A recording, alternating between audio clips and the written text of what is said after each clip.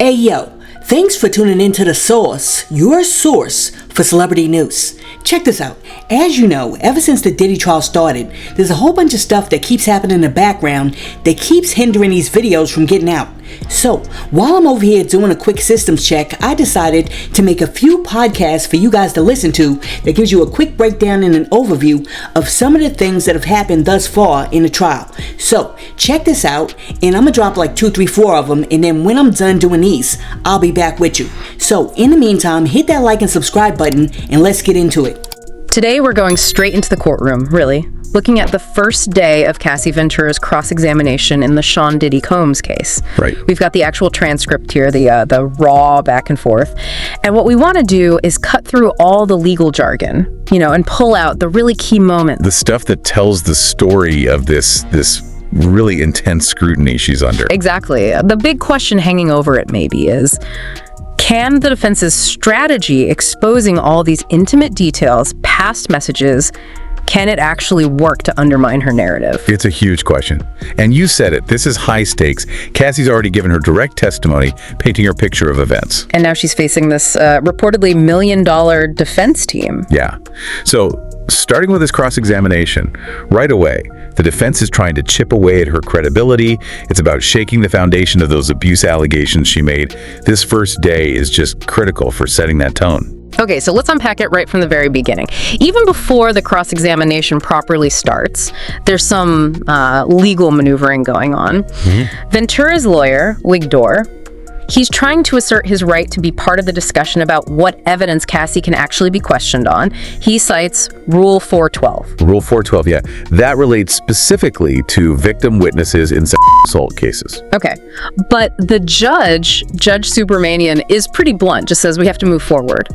Why was Wigdor pushing so hard there? Well, that initial push, it really signals concern, doesn't it, about where the defense might try to go. Rule 412 is meant to protect victims from, irrelevant, invasive questions about their past sexual history. Right, like a shield. Exactly. So Wigdor wanting to be in that discussion, it shows they were worried the defense might try to bring in exactly that kind of potentially prejudicial stuff. And then you have the prosecutor, AUSA Slavic, also raising concerns, talks about the defense dumping 400 exhibits literally the night before. Yeah, 400. And the government objecting to, 24 of them? Though we don't know the specifics, that sounds like a classic last-minute tactic. It can be. Dropping a huge number of exhibits late in the game, it can overwhelm the other side. Makes it hard to prepare, maybe triggers objections just based on, not having enough time or proper disclosure. So the government's objections suggest they thought some of that stuff was maybe inadmissible or just strategically bad for their case. Precisely. They're anticipating problems. Then Combs' lawyer, INF0, speaks up, acknowledges Cassie as the main witness, says she stands by herself, which is interesting phrasing. That is. But then also mentions the defense team worked until 3 a.m. flagging these exhibits. Kind of a strange combination there. It's strategic, I think. Calling her the main witness who stands by herself, maybe it frames her testimony as the absolute pillar, the thing they need to knock down, maybe isolates her account a bit. And the 3 a.m. comment. That just underscores their diligence, right? We've worked incredibly hard, we've scrutinized everything, we found things. It suggests they're ready and have found weaknesses. Gotcha. And then bang, the judge just says, bring the jury in, all business. Yep. That initial legal skirmish just sets the stage. You know it's going to be tightly controlled, probably very contested. The judge wants to keep things moving. Okay, jury comes in. Combs' lawyer, Estavo, starts the questioning. Begins pretty broadly, establishing the relationship basics. She asks if Cassie loved Mr. Combs. Which Cassie confirms, yes. And the length, 11 years. Did Cassie take care of him in some ways? Also, yes. The Savo even gets her to agree she called him larger than life and used his first name, Sean. It feels like setting a baseline, almost a familiar picture first. Why start there? Well, it serves a few purposes for the defense, probably. Establishing the long duration, some level of care, it lays groundwork. Later, they can suggest maybe intimacy or affection that contradicts the abuse narrative. Humanizes Combs a bit, maybe, using his first name. Potentially, yeah. Softens his image for the jury. It's all about building that counter-narrative right from the start, suggesting, hey, this was a consensual relationship, at least for a time. Then Estavo asks if Cassie knew a version of him the public didn't. Prosecution objects, but it's overruled. Cassie just says, in ways. That's a very careful answer. It is, very measured. She acknowledges there's a private side, but doesn't necessarily sign off on whatever the defense might imply about that private side. And the overruled objection means The defense gets to explore that private dimension. Maybe try to find inconsistencies between how Cassie portrays their interactions and, his public persona, or maybe even other private moments. The questioning goes on. Estavo asks if Cassie kept coming back to him for 11 years. But Cassie corrects her, says, I wouldn't say coming back. That distinction feels important. It's crucial. Coming back implies voluntary, repeated returns to something maybe positive, or at least neutral. Her refusing that phrase, it hints at something more complex, maybe a lack of real choice or other factors keeping her there, despite problems. Estavo follows up, asking if Cassie believed he loved her too. She says yes. But then the question, did it hurt when he cheated? And Cassie's answer is, not every time. Wow, that's quite an admission. It is striking, and you can bet the defense wants to use that. It potentially undermines a narrative of consistent, deep emotional pain from his infidelity. How so? Well, if she admits not every instance hurt, the defense might argue about the overall emotional impact, maybe question why she stayed if it wasn't always devastating. It complicates the picture of her suffering. Okay, things shift now. The defense starts trying to introduce specific evidence. First up, a message. There's an objection, not an evidence. Judge agrees. Right, standard procedure. But Estavo asks Cassie to read it to herself anyway, then asks why she sent it. Cassie says it was just to let him know she was going to dinner. Feels like a way to get the content in indirectly. Exactly. Even if it's not formally evidence yet, getting her to talk about the content and context starts shaping the narrative for the jury. Her adding it was early in the relationship, loving, that frames those initial interactions positively. Then the defense offers the message as evidence. Hearsay, objection from the prosecution, overruled. So it gets read out loud. I love you, smiley face. I'll fly anywhere for you. I love you, Cass. Dated 2009. Early days. And a quick clarification. BG in a BlackBerry message means baby girl. Small details, but they're building something, aren't they? Definitely.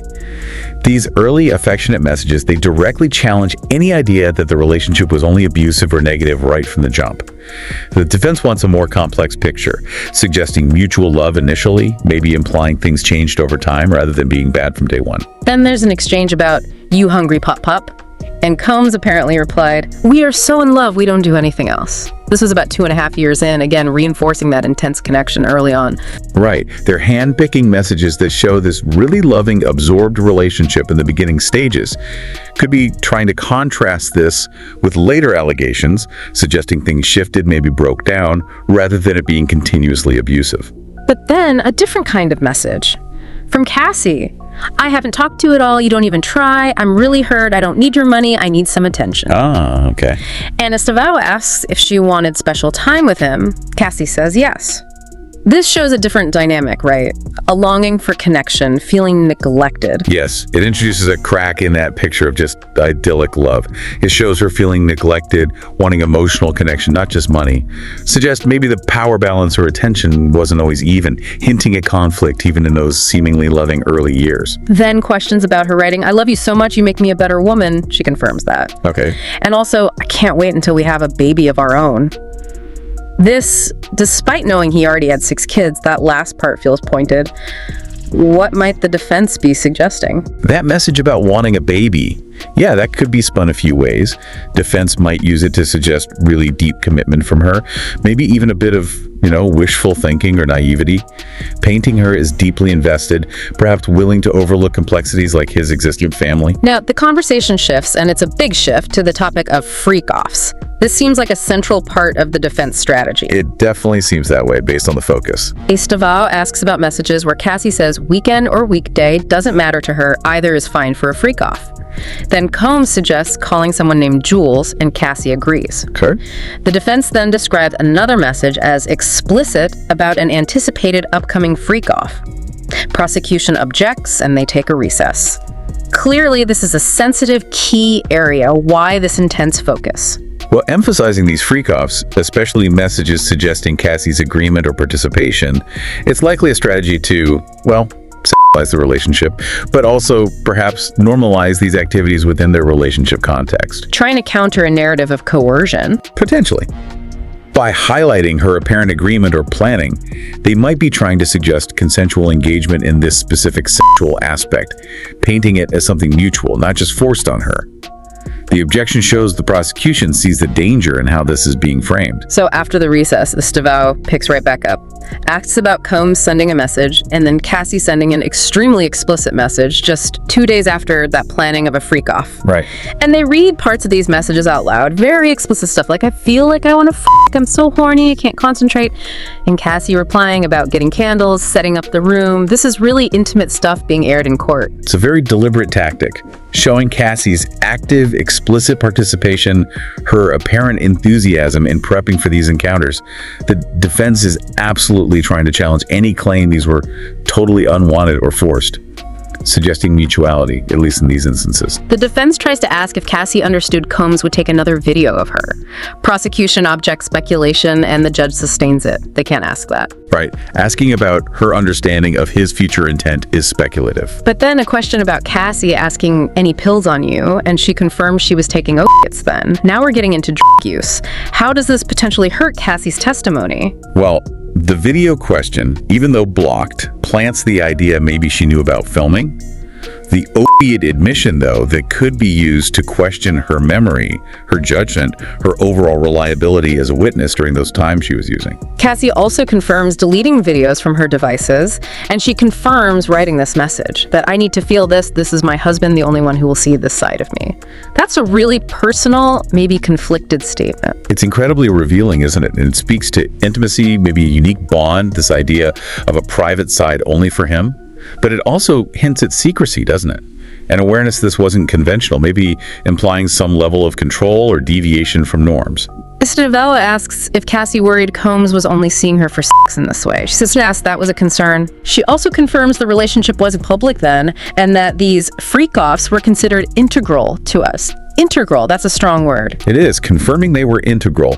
Even alongside her worries about why he wanted her, it paints this really complex dynamic.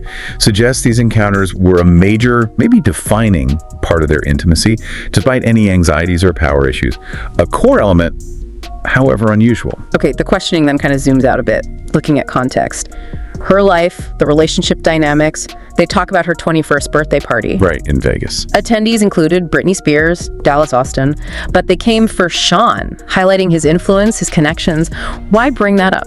Again, it emphasizes Combs' status, his influence, maybe suggests Cassie benefited from the association too, career, social standing, implying subtly a reciprocal dynamic, not just one-sided abuse. It adds layers. They confirm her beauty, her charm, identify Tommy Mottola as a big producer, Cassie as an up-and-coming star. Then Cassie confirms things with Mottola were platonic after she signed with Bad Boy. Seems like a bit of a detour. Could be preemptive. Maybe heading off any suggestion of other relationships or motives around that time.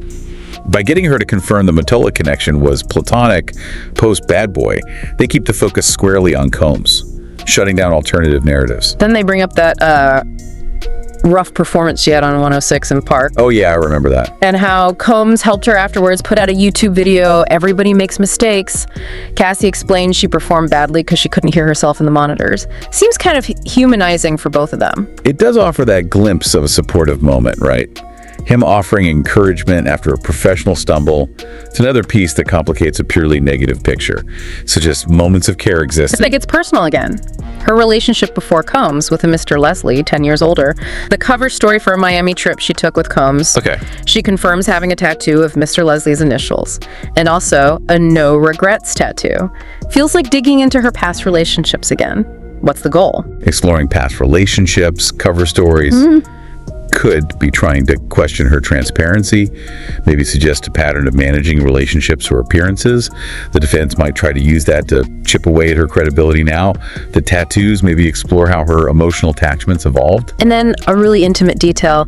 Cassie confirms Combs taught her oral sex. That's deeply personal for a courtroom. Extremely. The defense bringing that up, the rationale is likely to emphasize the level of sexual intimacy. Perhaps suggest comfort. Even initiation by Combs in this specific area, painting a picture of a sexually open, maybe mutually exploratory dynamic. It's definitely pushing boundaries. They go back to some older messages, 2007. Cassie wrote, I feel protected, you are sweet. Another one discusses someone named Carrie Morgan. Cassie expresses hurt at being thought malicious, says Combs was very important to her. She actually laughs a bit in court recalling this, calls it a journal entry. These early messages seem designed to contrast with later events. Absolutely. Those early positive sentiments, vulnerability, they stand in stark contrast to the later abuse allegations. The defense uses them to argue, look, there were positive consensual aspects, especially early on. Questions the consistency of her narrative over the entire relationship. Okay, back to the freak-offs. Cassie confirms sometimes wigs and masks were used, details that weren't public until her lawsuit in November 2023. Right, adding to the unusual picture. Then Estavo asks, essentially, if Combs' career was ruined after her lawsuit. Cassie says she could understand that viewpoint, acknowledging the impact. Why bring that up? It highlights the stakes, the consequences.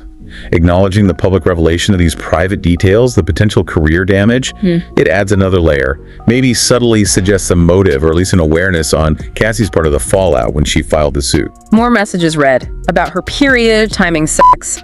Then Cassie confirms that after a freak-off, they would make love. Okay, that distinction is interesting. She also admits watching Combs with another woman 2 or 3 times, but says they didn't discuss having a swingers lifestyle. So witnessing it, but not labeling it, or maybe fully consenting to a specific lifestyle. Seems like it. She confirms keeping the freak-offs secret from friends, and that Combs' assistants helped him with everything. Paints a very insular, controlled world. It does. Her awareness, her participation in these unusual aspects, watching him with others without defining it as swinging.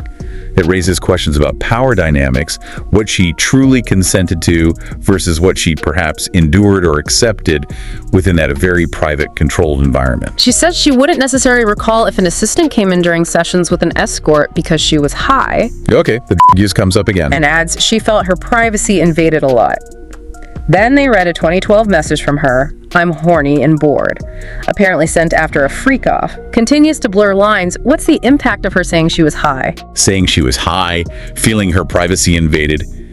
That introduces significant elements of potential coercion, maybe lack of full agency or memory. The horny and bored message right after a freak-off complicates things further. Suggests maybe a disconnect between the act and her feelings or desires. The defense shows an 8-page document, we don't see it, but questions her about feeling put down by Combs, but also getting encouragement, being called a queen, highlighting contradictory behavior. Right, the classic defense tactic. Show the good with the bad, suggest it wasn't all abuse, nuance it. Estavo asks what triggered Combs' incessant calls. Cassie says, anger, doubt about where I was, suspicion she was cheating. Sounds possessive, controlling. It does. Her explanation supports that. View him being insecure, maybe controlling, adds another layer to this complex dynamic they're presenting. Quick detour into his good taste, fashion impact, Sean John. Cassie admits sometimes getting unwanted fashion advice from him. Then, the question, did he still run his companies despite the freak-offs? Cassie says yes. And when asked what he was addicted to, she first laughs, says success, then confirms his addiction based on his own admission and her seeing it. So, bringing his professional life alongside the addiction. Why? Maybe to portray him as complex, capable of success and negative behavior, not just a one-note abuser. Also sets the stage to explore how addiction impacted things. Makes sense. Cassie says his mood swung with withdrawal, more irritable then. Asked about his drug of choice, she says ecstasy or MDMA confirms daily opiate use when he was doing them, and witnessed his withdrawal. That paints a clearer picture of substance abuse. It provides crucial context. Suggests his actions might have been influenced by substance use, withdrawal, mood swings. Could offer an alternative explanation or at least a contributing factor to the alleged abuse, from the defense's perspective. Then we hit a sidebar. Judge and lawyers discussing exhibits, timing. The original plan was for Cassie to be off the stand by week's end. Judge is pushing them to streamline. Time is tight. Yeah, that's the reality of trials. Lots of evidence, limited time, shows the pressure both sides are under to be efficient. Okay, back from sidebar. Estavo goes to specific exhibits again. GX411, not yet in evidence. B414, where Cassie wrote, I love our FOs when we both want it. Okay, would we both want it? But Cassie's response now is that loving FOs were just words at that point. Suggesting her feelings changed, the words didn't match reality later on. How does that affect the message as evidence? Her qualifying it like that, saying they were just words, indicates a shift in her perception, maybe distancing herself from past statements. It tells the jury, Consider the timeline, how things evolved. Past positive words might not reflect later feelings or reality. Another exchange. Combs texts, "Want to freak out right now?" Cassie replies, "LOL, me too," though she implies there was more to it. Right, the text might not be the whole story. Combs suggests Jules is available. Cassie just replies, "Love you." No clear yes or no to Jules.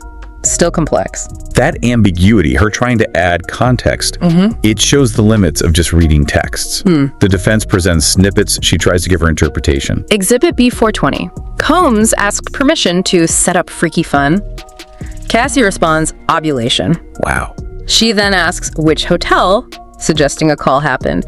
They discuss going to Pleasure Chest for supplies, lubricants, outfits. Combs says, "Have fun, impress me." Cassie, "Okay." Combs, "Can we kiss a lot?" Cassie, "Yes." This is incredibly specific. The level of detail ovulation, Pleasure Chest specific requests the defense is using this to underscore the highly sexualized nature as they portray it, and her apparent participation in planning, suggesting agency, mutual involvement in these specific instances. She mentions leaving an iPad, not sure whose. Combs says he'll be there after his session, June 2017. Cassie doesn't recall arguments then. Then a message about a game. Starts at 10 p.m., no breaking character to 8 a.m. A game. Yeah, she says it was a friend's idea to rekindle your romance, a getting into character thing. Combs suggests outfits, going to a sex club. Sounds like role-playing, maybe. Seems like it. Suggests an effort, maybe by both, to add novelty, excitement, the game framing, role-play, sex clubs. Yeah. Implies mutual participation in exploring intimacy, maybe a more lighthearted dynamic at that specific time. Then Combs asks about a surprise package coming from out of state. Asks why he couldn't reach her, she was getting her eyebrows done. Okay, normal life stuff mixed in. But then Cassie learns Combs is leaving to freak off with Kim Porter. She also finds out about someone named Gina, gets upset, arguments follow. Combs accuses her of being unfaithful, which Cassie calls scary. This reveals the conflict, the jealousy. Yeah, that really highlights the turmoil, the instability, her being scared of his reaction when he suspected her. That underscores the power dynamics, potential volatility, mistrust on both sides. Combs suggests doing something different in NYC. It mentions Dave hit me, meaning reached out. Someone named Daniel contacts her, implying another potential freak-off. Okay. He tells her to put him on VIP vibrate alarm because she wasn't answering texts fast enough. Controlling. Sounds like it. Cassie suggests he come to NYC, understanding there could be a freak-out. But they also saw the Book of Mormon on that trip. Yeah. She laughs, recalling that. Masked pleasure is assumed to be a sex club they discussed. Again, mixing the extreme with the mundane. It really shows how deeply integrated this stuff was into their lives, right alongside Broadway shows, normalizing the abnormal within their bubble. Combs texts, "Are you ready for tonight?" Cassie replies, "Yes, I just have to get some things." But then Cassie speaks up directly to the lawyer. Oh, what does she say? She says this line of questioning is skipping over a lot, not reflecting her actual feelings. That's a big moment, her pushing back. Absolutely. It's her saying, these texts don't tell the whole story, highlighting the limits of the selective evidence, feeling her narrative is being twisted. It's powerful. She then reads a message she sent him. "As much as you think you're Bruce Willis, you're not. Your kids were babies when we started dating."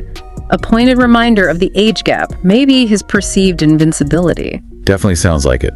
Aware of the power dynamics, maybe challenging his ego. She also talks about seeing him on social media on vacation, being heartbreaking after 7 years together. Shows her emotional investment, the pain of seeing him with others. Right, these messages show her perspective, aware of the dynamics, emotionally impacted by his actions, even after years. The kid's reference emphasizes the longevity and her awareness of his other life. Another message about Gina. Cassie writes, "I don't want to be a side piece, but I'll treat you as a king." This was 2013, wanting to be the main girlfriend. Okay, clearly stating her desire for exclusivity. She admits getting angry, seeing social media of him with other girlfriends, jealous of certain situations, shows she wanted a more traditional setup. How does that contradict the defense's portrayal? It directly contradicts any idea she was fully okay with the non-exclusive dynamic. It shows her distress, her longing for commitment, not just being part of the freak-off scene. Now, Kid Cootie, Mr. Miss Cootie comes up. Combs apparently suspected a relationship, but also thought a collaboration would boost Cassie's career. Interesting mix of suspicion and career advice. Cassie explains she started seeing Miss Cootie because they enjoyed each other's company. This is while she and Combs were supposedly on a break, but still having freak-offs. That's complex. Very. It highlights the incredibly blurred lines. Breaks didn't mean a full stop to all intimacy or connection, apparently. Unconventional, to say the least. And then a really chilling statement. Cassie says after Combs found out about Mescuti by going through her phone, she went to see him. But knowing he was upset and knowing he'd attacked her before, she thought I'd be safer with other people there. Wow. That directly speaks to her fear of him, even after they'd supposedly broken up and she was seeing someone else. Exactly. It supports the prior abuse allegations, reveals that significant power imbalance where she felt she needed protection from him. That's a critical piece of testimony. They take another break there. When they come back, more on Mescuti. The affair was only a month, she confirms, but she got a burner phone for it. Burner phone suggests secrecy, fear of him finding out. And she confirms Combs kicked her in the back, a direct physical abuse allegation tied to this period. Yeah, very serious. Cassie says Combs later used the Kid Cudi affair to justify his own cheating. Like, well, you did it too, right? Classic deflection tactic. Doesn't negate abuse, but tries to equalize the infidelity. She confirms Combs also suspected another affair while she was filming Honey 3 in South Africa. She laughs when mentioning the movie title. Maybe just the absurdity of it all, looking back. Possibly.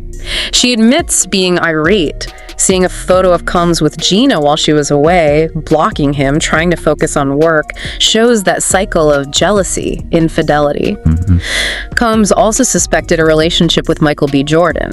Cassie confirms sending an angry video to Combs, and his staffer, D-Rock, because she was hurt, felt they were in on it. Involving his staff in the drama. She says her parents found out about the physical abuse around this time too, uncertain if Combs spoke to them then, but confirms Carrie Morgan knew about the abuse, so others knew. That's significant. Wider awareness within their circle potentially corroborates her claims, suggests it wasn't totally hidden. They discuss the eyebrow gash incident. Happened because she didn't answer the phone, went to sleep instead of packing for a trip he wanted her on. She doesn't recall if he was drunk. Another specific alleged violent incident. She also mentions believing a drink was drank once at the Abbey nightclub, and confirms Combs allegedly abused her while drunk, then claimed he didn't remember, making her feel he wasn't taking responsibility. That pattern of alleged abuse, intoxication, and then denial or forgetting, it paints a really concerning picture regarding his accountability. Cassie says, rehab wasn't really a thing during our relationship. Then Estevao asks directly, freakoffs were an opportunity for you to take drugs together. Cassie Yes. Okay, explicitly linking the two. confirms going to Burning Man a lot, calling themselves Get High partners, admits taking from Combs without him knowing once. His reaction? Explosive. He told LA dealers not to sell to her. Wow. Control extending even to supply. Shows how intertwined were with their dynamic and potential conflict over it. She's unsure if she told someone named Mrs. Coram about Combs allegedly dangling another woman, Ms. Bongolan, off a balcony, possibly because she was on drugs herself at the time. Memory gaps potentially linked to her own use. Denies knowing a specific drug life coach, confirms it was a rough time drug-wise, talks about trying to get into the Golden Door spa, losing smell and taste, ending up hospitalized, trying to get help. So detailing her own struggles and attempts at recovery. She also learned Combs overdosed on a very strong once. Confirms her own painkiller addiction, trying ibogaine treatment in Mexico separately from him. This context of her addiction, how does it play? It provides context for her state of mind, her vulnerabilities. His overdose confirms the severity of use in their circle. The defense might try to use her addiction to question her reliability, but it also explains potential memory issues or erratic behavior during that rough time. Then the con incident. She says Combs threw her off a boat, accused her of taking drugs, squeezed her leg hard, among other things. Yet she says she still wanted to be with him after that. That's a stark picture of alleged violence, followed by her complex emotional state. Wanting to stay, despite that kind of alleged mistreatment. It really highlights the difficult dynamics of abusive relationships, those cycles of abuse and reconciliation. Topic switch. Cassie denies going with Combs when he went looking for Knight, which might contradict something she told the government earlier. Potential inconsistency the defense will seize on. She admits doing with Carrie Morgan, doesn't recall telling the government she did not set up Combs hitting Carrie with a wooden hanger, but she saw the hanger, saw his anger about her doing with Carrie. So ambiguity about her role, but confirms his anger and the object. This incident ended her 17-year friendship with Carrie.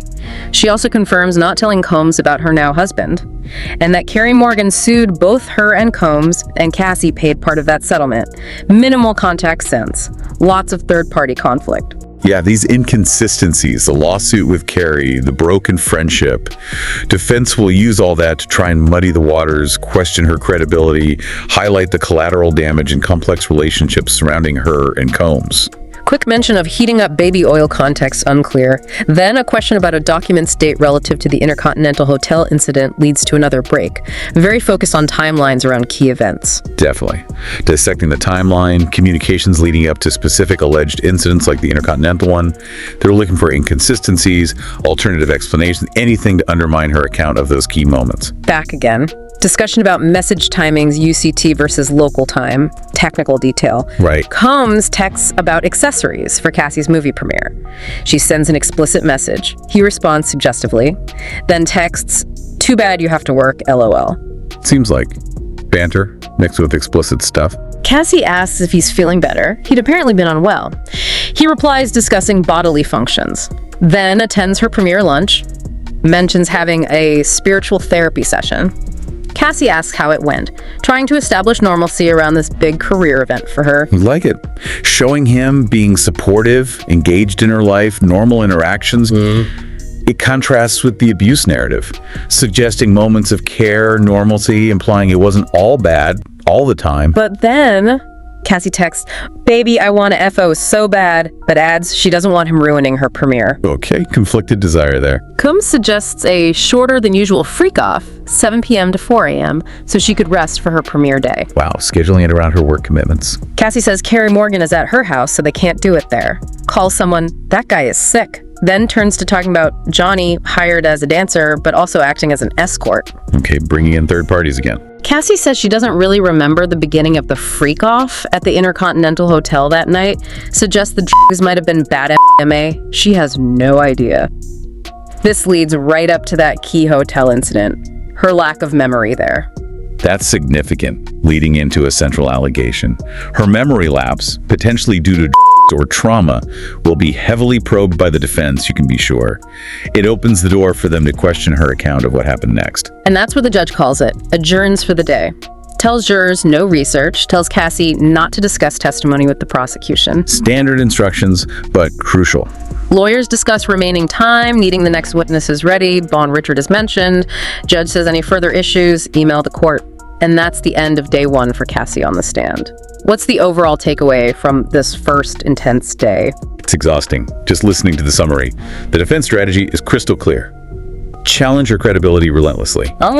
Use her own words, her messages, highlight inconsistencies, focus heavily on the unconventional sexual relationship, the drug use, paint a much more complex, maybe mutually destructive picture than her direct testimony might have. Yeah, the sheer volume of intimate detail, the messages, the freak-off specifics, the drug use brought into the public record is pretty staggering. You really feel the intensity of the scrutiny she's under. Absolutely. It's a deliberate strategy to leave no stone unturned, trying to undermine her claims of consistent abuse and non-consent by overwhelming the jury with these details of a tumultuous, unconventional life. The focus on the freak-offs, her participation, the drug use, those seem like the main pillars of the defense attack so far. And the constant implication that maybe things weren't always as she portrays them now. Exactly. They went through years of communications, trying to show moments of affection, mutual participation, alongside the conflict and alleged abuse.